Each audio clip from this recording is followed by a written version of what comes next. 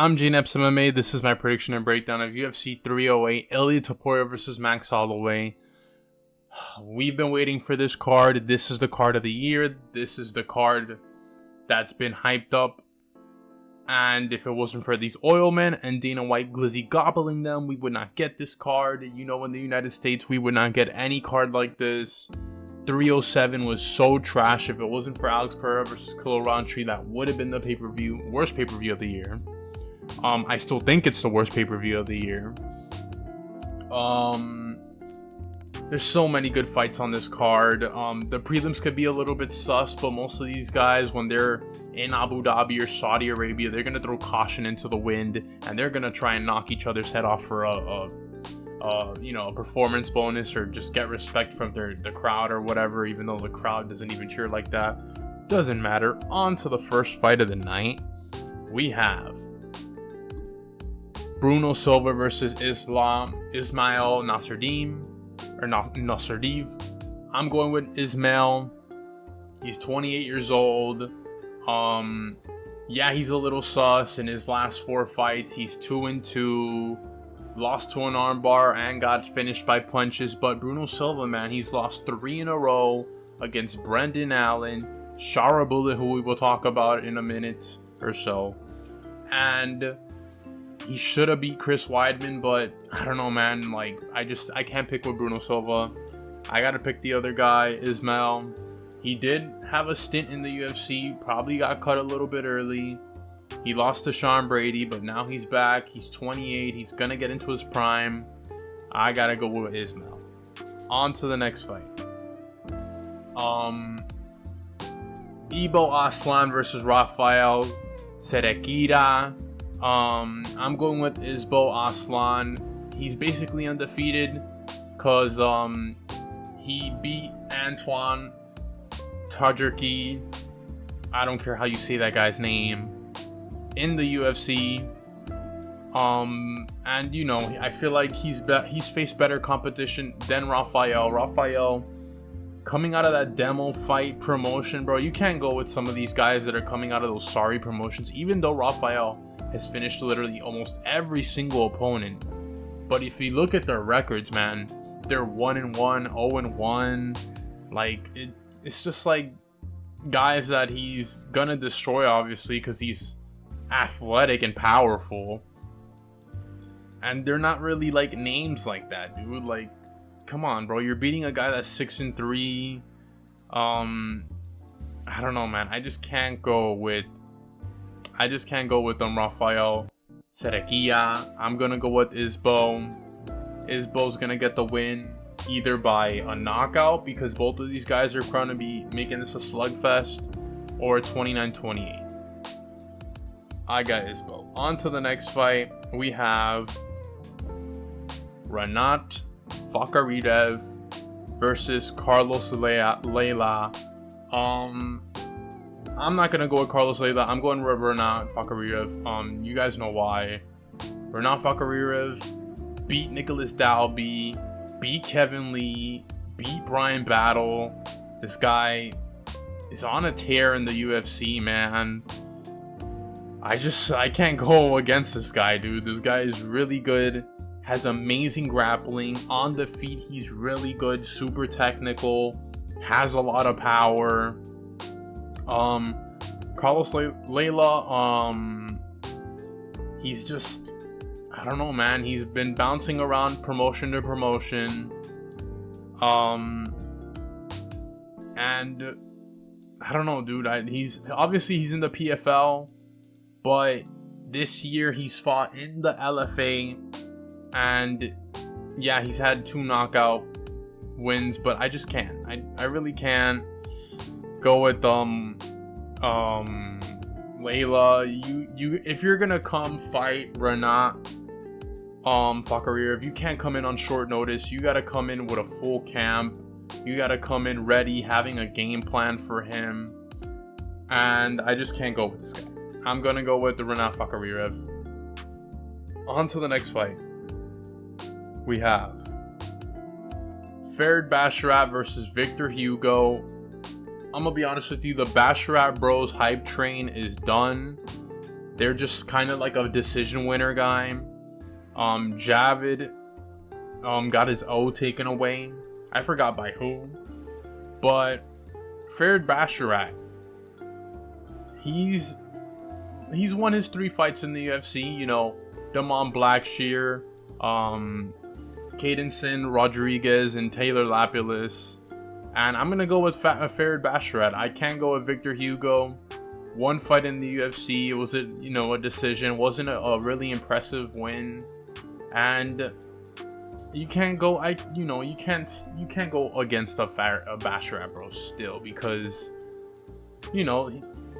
both Basharat brothers are really technical on the feet. They have really good grappling. They have a killer rear naked choke. And I just can't go with Victor Hugo, man. He did beat Pedro Falcao, but I just can't. I can't.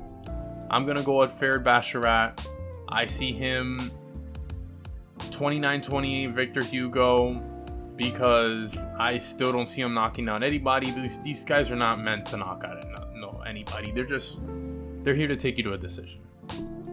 I got Farid Basharat. On to the next fight. We have Kennedy Nzechuwku versus Chris Barnett. I'm going with Kennedy Nzechuwku. He's lost in his last 2 fights, he's lost to Ovis St. Prude and Dustin Jacoby. But Chris Barnett has not fought in 2 years, and his last fight was against Jake Collier. Kennedy Nzechuwku, he's just a faster guy in this fight. He's the more technical guy in this fight. If this goes to the ground, it's his fight as well. I don't see Kennedy Nzechuwku getting a knockout against Chris Barnett. Maybe I see Chris Barnett trying to knock out Kennedy Nzechuwku. Kennedy Nzechuwku has been known to be chinny, but he's known to chin others. So I don't know. I still see Kennedy Nzechuwku winning this fight. Hopefully he stays at heavyweight, because light heavyweight wasn't really doing it for him anymore. At least here he can fight the morbidly obese guys, the Fat Alberts, take them to a decision, maybe get a knockout and a finish, maybe move up in the rankings in the heavyweight division a lot quicker. This is basically like a layup for him against Chris Barnett, who was supposed to fight against Junior Tafa but couldn't because of Hurricane Milton, and now he's on this card. Yeah, I got Kennedy Nzechuwku. On to the next fight. We have Abus Magomedov versus Bruno Ferreira. I gotta go with Bruno Ferreira. Both of these guys have faced Dustin Sholkoffs.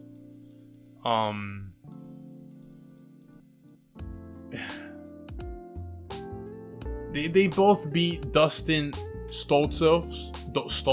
I'm gonna butcher that name, don't care. Ferreira has knocked out Phil Hawes, bro. You can literally knock out Phil Hawes with a feather duster, honestly. He did lose to Noshelton, who was supposed to fight, but he just couldn't. I don't know. Some of these guys are withdrawing like that. But dude, Ferreira has beaten. He's beat Gregory Rodriguez, bro. He's beat RoboCop, and that was like his first fight in the UFC as well. You beat RoboCop, you're good, man. And I know Abustis Magomedov has faced really good opponents. He's lost to Khalil Bahalio, he's lost to Strickland, and in that fight against Bahalio, he was doing pretty good until Bahalio, obviously his way of winning is by taking you down and grinding it out. And I don't know. He did lose to Strickland by punches, bro. Those are not bad guys to lose to, but against Wale Alves, it wasn't like an amazing win, bro. It wasn't crazy like that. And I just see Bruno Ferreira doing something in this fight. Excuse me. I just see him probably getting a TKO or 29-28. But I got Bruno Ferreira in this fight. On to the next fight. We have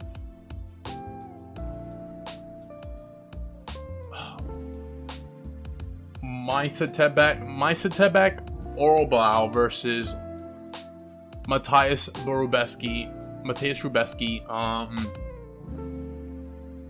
Myktybek Orolbai, man, this guy is just really good. He's super good on the ground, dangerous on the feet. In his last 2 fights in the UFC, he basically demolished Uros Medic. He took out Elvis Brenner to a really good decision. Showed a lot in that fight. Obviously neutralized Elvis Brenner with the grappling, and I feel like he's gonna do the same thing here with Rebecki. Rebecki, I don't know, man. I just feel like Rebecki, you know, against Diego Ferreira, he just, I don't know, he took a lot. He took a lot out of that fight. And Diego Ferreira is like basically like the gatekeeper in that division. I'm not saying he's like the real gatekeeper, but for like, you know, trying to fight somebody in the rankings, that's Diego Ferreira. He's really good. He literally ground and pound them to, you know, to the 3rd round, bro. It was crazy. It was a crazy fight. I remember this was a crazy fight. Diego Ferreira was doing amazing on the feet. He was basically just piecing up Rebecki, and when he took him to the ground, it was his world. A win against Roosevelt Roberts doesn't impress me. Roosevelt Roberts should not be in the UFC. And against Loki, I don't know, bro. Against Loki, Radakabov, I don't really care how you say these guys' names. But against Loki, that's not really an impressive win. Loki has lost like his last 2 fights. And I don't know. I just can't take Rebecki, bro. Rebecki, he's not fought really good opponents, and when he has, like Diego Ferreira, he's not win. And Orolbai, being from that Soviet Union side, the other side of the world where they've been killing guys left and right, I gotta go with Orolbai. Orolbai is just gonna probably take him to a 29-28 or rear naked choke him. I got Orolbai. On to the featured fight in the prelims. Featured prelims. We have Geoff Neal versus Raffael dos Anjos. I gotta go with Geoff Neal, bro. Thing about Geoff Neal is he sells it looks like he can sell the fight, but has super crispy boxing, and when his presence is known in the octagon, he can win the fight. I feel like he can sell this fight though. But the thing about Raffael dos Anjos is that first of all, he's getting pretty old. He's fighting a really good welterweight. Raffael dos Anjos is almost 40 years old, dude. Like, his time is up. In his last 2 fights against Mateusz Gamrot, he did have some moments in that fight, but then Gamrot just took him to the ground. Vicente Luque controlled him in that fight. Vicente Luque did really good in that fight against Raffael dos Anjos before. I don't know what happened with him against Jaquan Buckley, but we're not going to talk about that. If you look at Raffael dos Anjos' last couple fights, he's only had a win against Renato Moicano in 2022, which is a really good win, but it's 2022.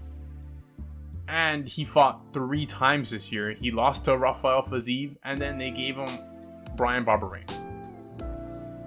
And since then, I just don't know. He's had less activity, and now he's fighting for the 2nd time this year.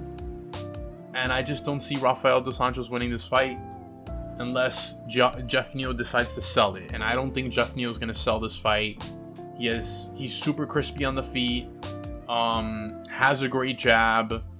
If it gets to the cage and he clinches up, he did pretty good against Shakrov Rakhmonov. He had some moments in that fight as well against Shakrov Rakhmonov. Against Ian Gary, it was a split decision that he looked pretty good in that fight as well. And he beat Vicente Luque in the third round. I just can't go with Raffael dos Anjos. I think it's time for him to either hang it up, man, because he at 40 years old, man. I don't know how many more fights you can take, but I gotta go with Jeff Neal in this fight. On to the main event. We have Sharabullet versus Armen Petrovsky. Now we can talk about Sharabullet. I'm gonna be honest with you guys. Sharabullet is mid. He is not good. They overhyped him, just like they did Bo Nichols. Sharabullet, man, in his last fight against Michael Ovechkinchek had some moments, bro, like where he could have won that fight. Excuse me. He could have won that fight, and Michael Ovechkinchek looked really good on the feet, and he was controlling the striking. He was actually tagging Sharabullet a bunch of times in that fight, and it just showed that you can beat Sharabullet. Sharabullet's also fought Bruno Silva, that like we said, and it was a unanimous decision, and he fought Antonio Tricali. He stepped in on short notice and got knocked out in the third round. I'm still taking Sharabullet over Armen Petrovsky because I don't see Armen Petrovsky doing anything, dude. I'm gonna be honest with you. Armen Petrovsky, unless he finds a way to neutralize Sharabullet's kicks and his striking, we've still yet to see anybody neutralize the striking and the kicks of Sharabullet. Sharabullet does have good kicks. He's just really mid, dude. And Armen Petrovsky, he's not bad. He just lost to Adolfo Vieira, a grappler. And he did beat Chris Leroy Duncan, bro. He did beat Chris Leroy Duncan and AJ Dobbs. He did lose to Crawler Bahalio, but Crawler Bahalio was just on a tear when he was rising up in the UFC to the rankings. He did beat RoboCop. Armen Petrovsky does have good wins. I just feel like Sharabullet's striking is gonna overcome whatever Armen Petrovsky has for him, unless he takes Sharabullet to the ground. Because that's the only thing I see. Like, I see a really good wrestler beating Sharabullet. And if Armen Petrovsky can take Sharabullet down and control him on the ground, maybe he could win this fight. But I just gotta take Sharabullet because, you know, they want him to win. He's basically in Abu Dhabi, and they want this guy to win, dude. Anytime he's outside of the United States, they obviously want these guys to win. I'm going with Sharabullet. On to the next fight. We have Magomedov Ankalaev versus Alexander Rakic, man. This fight, oh my gosh. I'm gonna be honest with you guys. I wanted to pick Alexander Rakic when he was going up against Jiri Prochazka. And that fight, he did have some moments, but when Jiri did get tagged in that fight, he found a way to take down Rakic. And Rakic is really good. He's really, really good on the feet, dude. He really is. But that fight against Prochazka, dude, when he just took him down and he just started raining down on this guy, I was like, oh man, like, it didn't look good for Rakic. And obviously against Jan Blachowicz, he demolished his knee, and I just don't know, man. I don't think he's gonna beat Magomedov Ankalaev. Like, Magomedov Ankalaev is supposed to be next for Alex Pereira, and Magomedov Ankalaev, he's just really good clinching you up in the cage. Knees to the thighs. Yeah, it's boring, but that's what's gonna win him the fight. He's really good at grappling, even though he's not really known for his grappling like that. He just has it in the bag when he needs it, but he's there to knock you out. He's there to knock you out. Against Johnny Walker, yeah, we all know Johnny Walker is the chinniest chin of probably all of UFC. I remember that fight. That fight was on my birthday. Against Anthony Smith, he destroyed Anthony Smith with ground and pound. A split decision against Jan Blachowicz. Now, this is where I see if Rakic win this fight by using the leg kicks, kicking the leg of Magomed Ankalaev and slowing him down, like Jan Blachowicz did, that turned it into a split decision. Even though it was a really close fight, that fight was super close. I still see Magomed Ankalaev just taking this guy to the cage, keeping him there. And Magomed Ankalaev has just really good wins in the UFC, bro. Like, he's fought Ian Cutelaba twice, and he's beat Ian Cutelaba twice. He's beaten Martin Praknil in 2018. He's beaten Nikita Krylov, Volkan Oezdemir, Thiago Santos. Like, this guy just has amazing wins already at light heavyweight. And he's supposed to fight Alex Pereira next. I believe he will. This is his fight to win. Call out Alex Pereira, make that fight, have Dana White a little bit nervous, whatever. I got Magomed Ankalaev winning this fight, man. On to the next fight. We have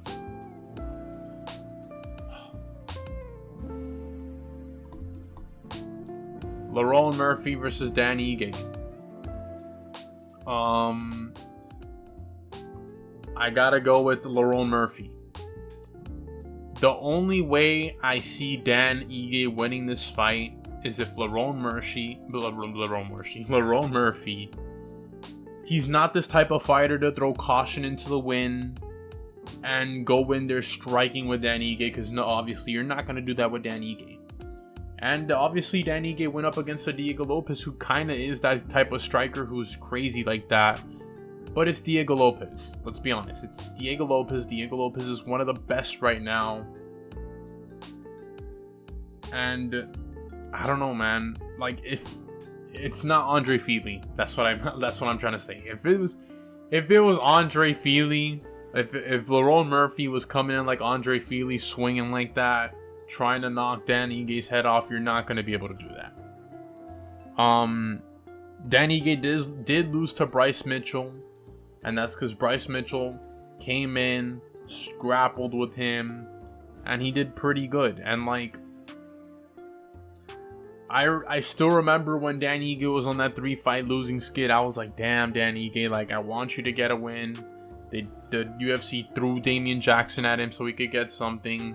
Nate Landwehr, you know, I just feel like Dan Ige is going to be that guy that won't get close to a title shot unless he somehow like knocks out an opponent crazily, knocks out like a top 10 guy, maybe a top 5 guy in the division.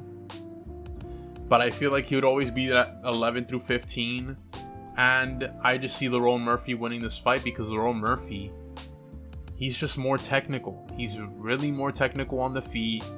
I don't really care about his undefeated record, whatever. He's just super technical on the feet. Against Ensid Barboza, he was losing that fight and he came back and he looked really good against Edmund Barboza in the later rounds. Against Josh Kubilau, he did really good as well. Against Gabriel Santos, it was a split decision. You know, Lerone Murphy has not faced the type of competition that Dan Ige has. I really like Dan Ige, and he's an amazing fighter. To step in on short notice like that, and for Diego Lopez to, you know, cut weight 3 times and still step in on short notice as well. Those two guys are warriors to me. Those guys will always have respect for every UFC fan. If Dan Ige I feel like if Dan Ige probably touches Lerone Murphy's chin hard, maybe he gets the win, maybe it's a knockout. But I just see Lerone Murphy using the leg kicks very good, using his kicks really good, keeping this a technical striking battle against Dan Ige, and I just see him winning this fight 29-28. On to the co-main. We have Robert Whittaker versus Kazmat Chimaev, man. I've seen Binge Frequency. If you don't know whose Binge Frequency is, go watch his YouTube. He makes a lot of MMA content, and he recently just made a video on Kazmat Chimaev. Go watch that video. Not just him, but every single UFC guy. Hold on. Not just him, but every single UFC YouTuber, you know, they've just all gone against Kazmat Chimaev, and it's like what they say, man. You can't pick a guy who can't even get into the octagon, who's struggled with his health. His immune system is horrible. This isn't a 3-round fight. This is a 5-round fight. This is Kazmat Chimaev's first time going into a 5-round fight. He does not have that immune system, and he doesn't have the cardio to go 5 rounds. Against Kamaru Usman, he had that 10-7 round, but then in the later rounds, Kamaru Usman looked really good against Kazmat Chimaev, and he had the potential of winning that fight if that first round was in a 10-7. Kazmat Chimaev beat Kevin Holland, which was a whole fiasco of a card. He was not even supposed to fight Kevin Holland, was supposed to fight Nate Diaz. Whatever, we don't talk about that card. The fight against Gilbert Burns. Gilbert Burns looked really good in that fight, and he kind of like showed us that this guy can be beaten. That he's not this guy that's going to come in there and just strike with you and just take your neck and take you down on the ground. And Robert Whittaker has beautiful takedown defense, and he has the cardio to go 5 rounds. He's been training for this fight. He's been training for this guy for months already. And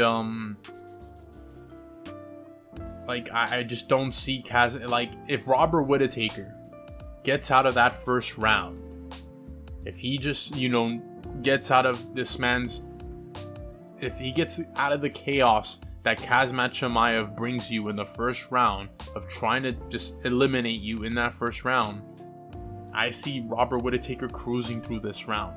I see Robert Whittaker cruising through these fights, man, through this whole fight. As longer the fight goes, the harder it is for Kazmat Chimaev to try and win this fight. Robert Whittaker, he's just really technical on the feet as well.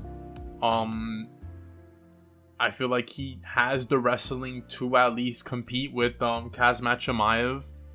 I don't think he needs it here. I just feel like if he just uses his takedown defense very well, and he uses his jab and his overhand right, and he just, pressures Chimaev when he sees that he's low on stamina, when he's depleted, I feel like Robert Whittaker is taking this fight, and he will win this fight. Robert Whittaker. This is a 5-round fight. I just don't see Kazmat Chimaev winning this 5-round fight, bro. I don't. And if he does, damn, he's good. That's all we can say. Damn, he's good. He just beat Robert Whittaker, who's been the best in middleweight, and he just came out here, and we just doubted him because of his immune system. And the thing is, the man can't even fight out in the United States. That's another thing. Kazmat Chimaev can't fight in the United States with his relation with, I'm not even gonna say that guy's name before I get killed. Yeah, man, I just gotta go Robert Whittaker.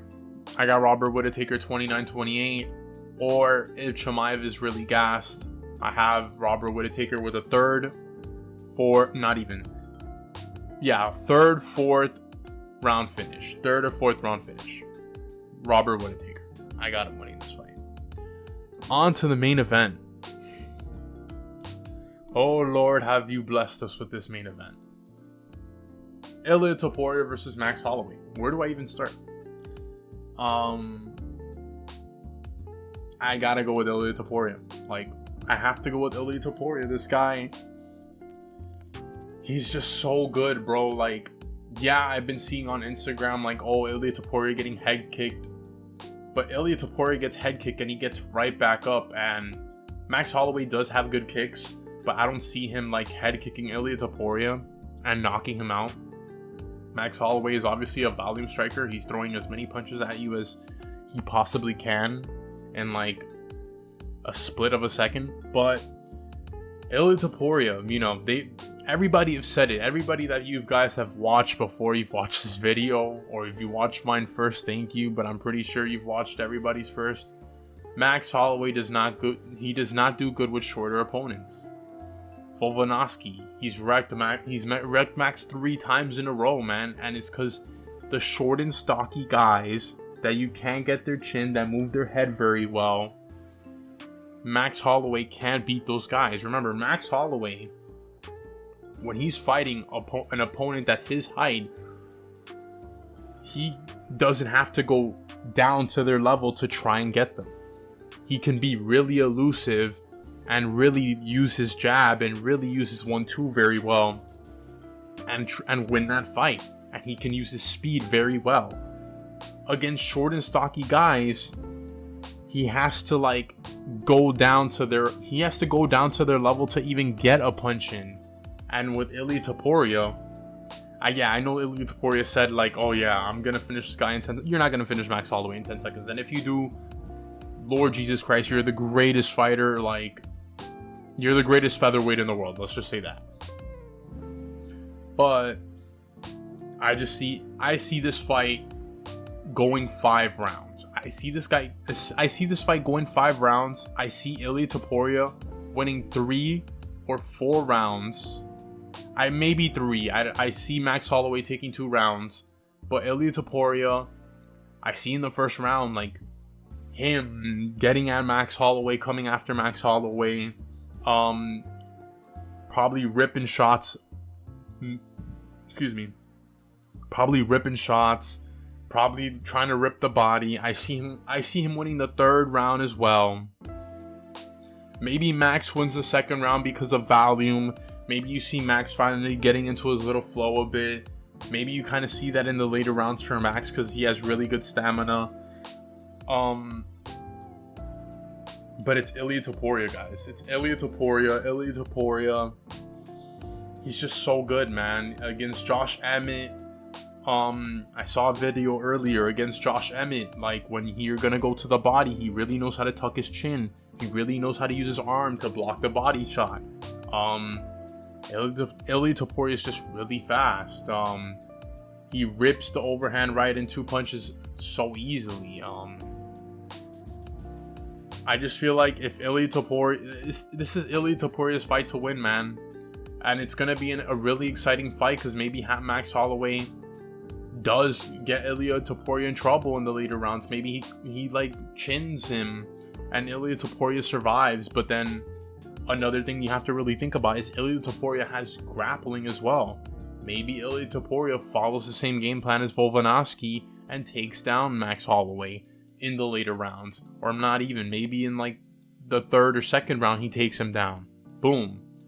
Controls Max Holloway there. Yeah, we know Max Holloway has great takedown defense, but against Volkanovski in that last fight, it was really hard for him to you know, control the grappling of Volkanovski. I just see Ilia Topuria winning this fight, man. Like, I don't see Max Holloway holding that belt again. It's sad because everybody's a fan of Max Holloway, dude. Like, he even said it to Ilia Topuria in the face-to-face trash talking. Not face-to-face, but, you know, in the interview with Brett Fitzgerald when they were all there. Max Holloway kept saying, "You're a fan of me." Everybody's a fan of you, Max. Like, you've been in the UFC for so long and we love seeing your fights, but I just see Ilia Topuria just wrecking this man. I really do. Like, bro, he beat Bryce Mitchell by arm triangle. Come on. Like, Ilia Topuria, he's just different, man. He's just really different. And Max Holloway, yes, he looked spectacular against Calvin Kattar, but in that Calvin Kattar fight, Calvin Kattar was hitting him with some good shots. That's why we kind of remember that fight a lot, because it wasn't just only Max piecing this man up to to like hell. It was also Calvin Kattar showing that he's a strong monster. He's a strong fighter. He has grit in him. He's a warrior. And I just, man, I don't know. I've said it like already 1,000 times in the last, I don't know how many minutes. It's like, bro, that the Gaethje fight, you got to think about it like this, like Max Holloway. He was demolishing Gaethje for 5 rounds because he didn't have to go down to the level of a short opponent. Against Korean Zombie, bro, like, against Korean Zombie, he demolished Korean Zombie, dude. He demolished Korean Zombie, and Korean Zombie was already old. He was done. Against Arnold Allen wasn't really like looking crispy, but he was doing something in that fight. This is just against Yari Rodriguez. The Yari Rodriguez fight, Max Holloway was doing really good, and I think if Yari Rodriguez didn't break his foot in the first round of the fight, maybe it could have been different. Obviously, Max Holloway's volume is crazy. But you got to think about it like this. He's never been good against short and stocky opponents. He's never been. It's always have to be guys who are lankier than him, guys who are the same height as him. And I just got Ilia Topuria winning this fight, guys. I cannot wait for this fight. This fight is going to be amazing. This fight is going to feed families. But yeah, this is my prediction and breakdown of UFC 308. I'm JNeps MMA. Like and subscribe. I got more videos coming out for y'all. I'm JNeps MMA. I'm out.